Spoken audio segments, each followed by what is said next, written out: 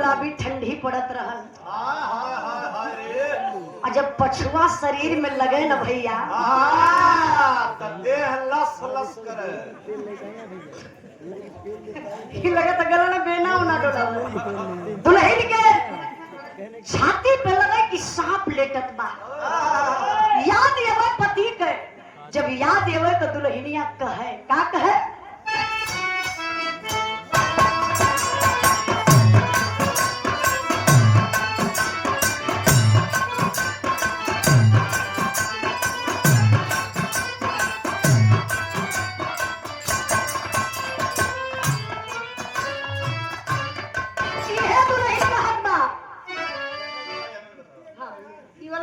ये फ्यूज वाला वाला एमा बता।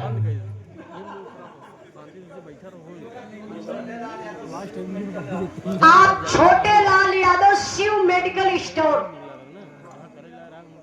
यह बजरिया भैया रहतू बाजार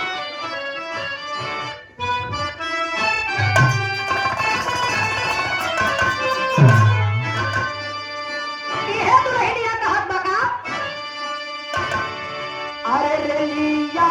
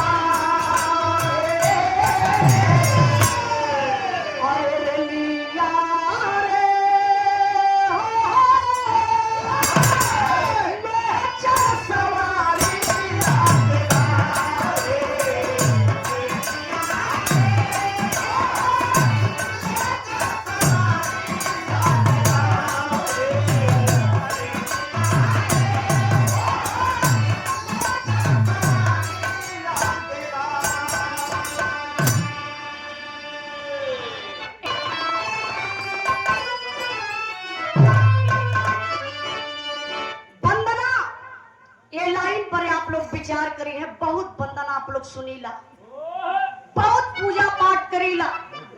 आज तो पूजा पाठ भी स्वार्थी हो गए। मंदिर में जाइए है लोग माई के मन है कहे है माई हमके दुल्हन बढ़िया मिल जाई ना 5 किलो लड्डू चढ़ाई। अब मान ला दुल्हन करिया मिल गई तो 5 किलो लड्डू घटे शुरू हो जाला। एक एक कहा जाला स्वार्थी स्वार्थी भक्ति।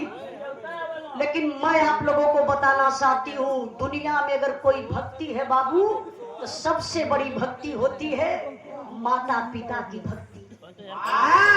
जो माता पिता की भक्ति कर लिया दुनिया में किसी मंदिर मस्जिद में जाने की जरूरत नहीं है।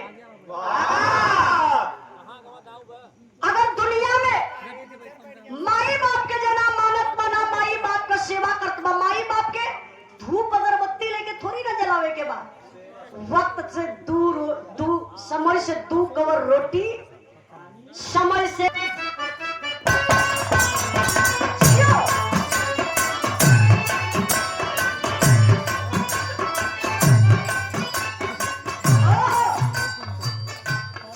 आप हिंदलाल यादव और अमित यादव जिला पंचायत सदस्य के उम्मीदवार वार्ड नंबर 4 से हंडिया प्रयागराज के धरती से निवासी ग्राम चकनंदो सियाडी हंडिया प्रयागराज के धरती से बड़े भैया जी की तरफ से पुनः दूसरा पुरस्कार है 100 रुपए का पुरस्कार।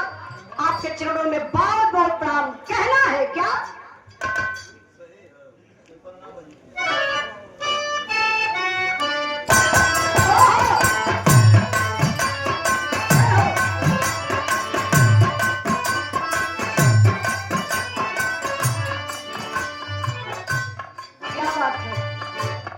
की बड़ी अच्छी कलाकार जैसन कलाकारी उससे 20 आपका व्यवहार